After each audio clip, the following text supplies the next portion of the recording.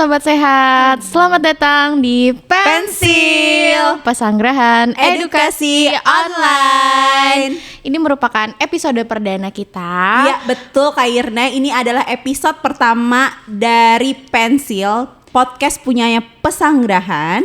Nah, dalam podcast ini kita akan sama-sama belajar mengenai edukasi di bidang kesehatan yang semakin lama semakin berkembang. Pastinya dengan narasumber yang terpercaya dan ahli di bidangnya. Betul. Saat ini bersama dengan aku Irna dan juga seorang ahli gizi yaitu Kak Ayu. Halo, apa kabar Mbak Irna?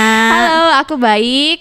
Kak Ayu apa kabar? Alhamdulillah baik. Oke, Kak Ayu. Ngomong-ngomong hari ini kita mau ada acara apa nih? Topiknya apa yang mau kita angkat hari ini? Oke Kak Ayu, hari ini tadi pagi aku bangun tidur. Ya. Aku buka Instagram. Anak Gen Z ya, bukanya Instagram. Oke. Aku ketemu satu berita di media yang ini lumayan sangat menarik ya. Jadi ada kutipan dari Bapak Menteri kita, Bapak Budi Gunadi Sadikin. Dia mengatakan bahwa dengan 30.000 bisa dapat 16 telur yang cukup buat 16 hari. Betul. Daripada dipakai untuk beli rokok, mungkin bisa habis 10.000 per hari. Bapak-bapak mending beli telur buat anak-anaknya. Betul, benar banget. Daripada bapak-bapak ngerokok, kan satu rokok itu Mbak Irna ya, asal Mbak Irna tahu itu tuh bisa 25.000. Mahal ya? Betul, mahal banget. Tapi kalau sekarang telur itu nggak 30.000, tapi memang range rata-rata paling mahalnya sih 30.000. 28.000 kan Kalau bisa sekilo. Oke. Jadi malah lebih mahalan rokok ya. Iya. Kalau gitu kita langsung bahas aja ya Kayu ya. Ini kayaknya teman-teman juga udah penasaran sebenarnya apa sih stunting itu Kayu? Oke, stunting itu adalah status gizi pada anak usia 0 sampai 2 tahun yang panjang badan atau tinggi badannya itu di bawah min 2 standar deviasi. Kalau teman-teman nggak tahu min 2 standar deviasi itu dia dari mana dapatnya, itu ada di buku WHO antropometri. Nanti kita cantumin ya di sini ya, nih nanti dicantumin di sini gitu. Jadi kita fokusnya ke anak 0 sampai 2 tahun. Hanya kalau misalnya balita pun juga kita pantau, tapi kita lebih terfokuskan di anak 0 sampai 2 tahun. Oke, gitu. jadi memang difokuskan untuk anak dari usia 0 sampai 2 tahun. Iya. Tapi di luar itu juga bukan berarti tidak terkontrol gitu ya Kayu ya. Gitu. Masih bisa didiagnosa stunting juga gitu. Sebenarnya apa sih nih faktor penyebab dari stunting ini Kayu? Oke, sebenarnya tuh faktornya banyak hal, tapi yang harus kita ketahui ibu-ibu sekalian di rumah, mami-mami, bunda-bunda di rumah, untuk kita faktor penyebabnya itu adalah biasanya sih anak baru lahir. Oh malah dari lahir nih ya? Ya, dari baru lahir itu ternyata kemarin waktu pas aku ada pertemuan di Kemenkes, ternyata panjang badan kan kalau dulu kan biasa kita dengar berat badan lahir rendah aja ya, untuk menentukan status gizi buruk. Nah kalau sekarang bayi yang baru lahir kurang dari 47 atau 48 cm tingginya itu, ya? Iya panjang badannya kita udah kayak wanti-wanti nih anak ini harus di ekstra perhatian nih, harus kontrol terus nih gimana nih perkembangan selanjutnya karena itu kayak calon-calon atau bakat-bakat stunting gitu. Penyebabnya itu biasanya dari bayi baru lahir yang biasanya kecenderungan ibunya biasanya yang pertama ibunya itu waktu pada saat hamil itu KEK kekurangan energi kronik gitu. Jadi dia sangat kurus atau ibunya menderita anemia. Jadi gitu. Bayi stunting atau anak stunting ini dicegahnya dari hamil ya? Betul, dari hamil dan dari wanita usia subur. Dari wanita usia subur. Betul, dari wanita usia subur terutama mungkin dari anak-anak remaja, wanita remaja atau perempuan remaja yang sudah pernah menstruasi. Oh jadi buat teman-teman yang belum melahirkan maksudnya yang masih single gitu perlu juga dijaga gizinya ya. Betul, perlu juga dijaga gizinya. Aku baru tahu loh ini benar. Jadi tidak boleh anemia, karena kalau misalnya wanita usia subur itu anemia, itu akan melahirkan atau calon-calon anak bangsa yang stunting dan gizi kurang atau gizi buruk gitu. Oh iya, okay. Terus ibu hamil juga kan, makanya kan dari wanita usia subur alias dari remaja-remaja perempuan itu, dari yang kita puskesmas ke puskesmas itu, kader-kader itu dia memberikan tablet tambah darah. Oh iya gitu.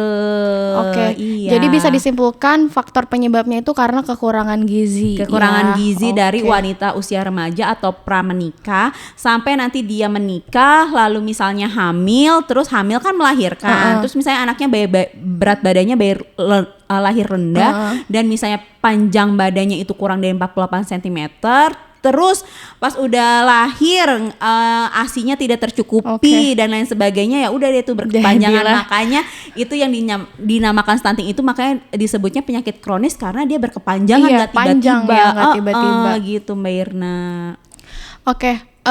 Ini kalau misalnya tadi aku simak dari Pak Budi ya, dia kan menjelaskan juga telur nih, spesifikasi telur. Kalau tadi Kak Ayu jelasin kan mengenai gizi secara keseluruhan ya. Nah, ini kenapa dititik beratkan kepada telur nih, Kak Ayu? Protein berarti ya? Oh iya betul, protein hewani, karena pada tahun ini tema Hari Gizi Nasional tahun ini yang ke-63 adalah cegah stunting dengan protein hewani, Mbak Irna, gitu. Jadi kenapa protein hewani? Karena protein hewanilah yang akan membentuk sel-sel pertumbuhan pada tubuh kita, terutama pada anak-anak.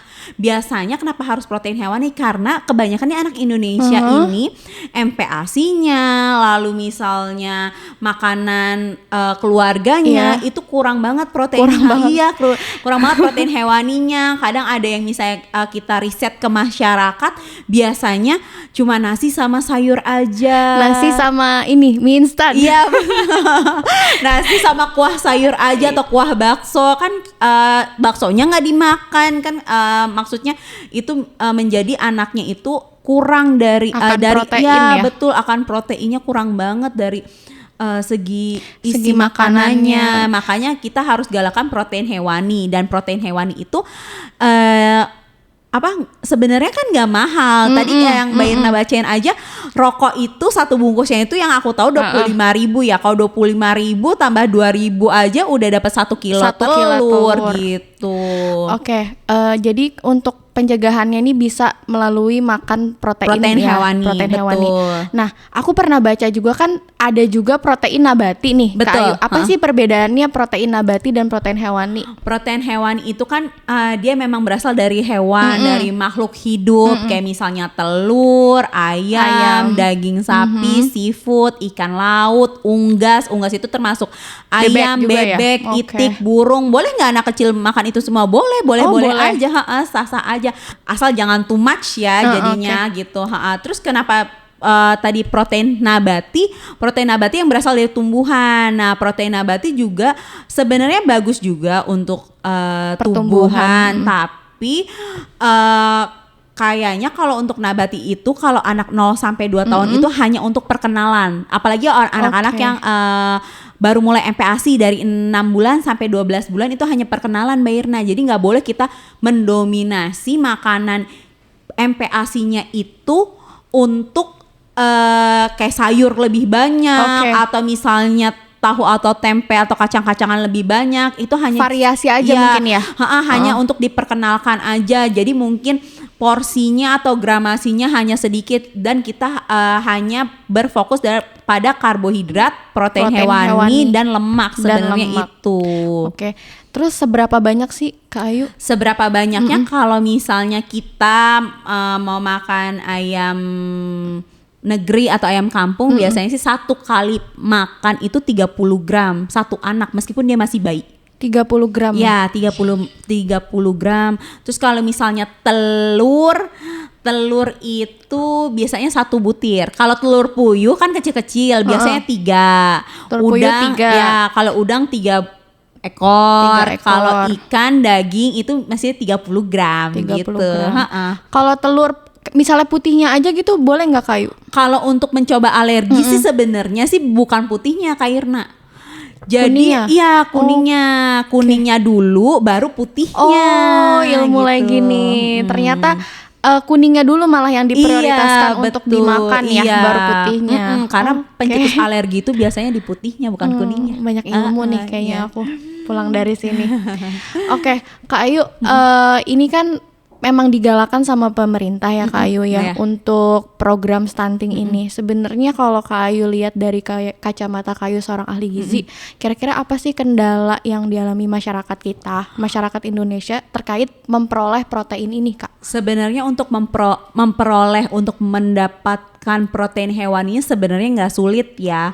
Cuma mungkin kita harus merubah pola pikir atau mindsetnya ibu-ibu atau mami-mami yang ada di rumah, bunda-bunda yang ada di rumah itu bahwasanya protein hewani itu harus lebih banyak daripada misalnya protein nabati atau sayurannya gitu ya. Dan kita juga harus ubah mindset, jadi jangan anaknya takut tersedak atau takut nggak bisa ngunyah dan lain sebagainya. Kan ada beberapa cara pengolahan protein hewani itu yang bervariasi.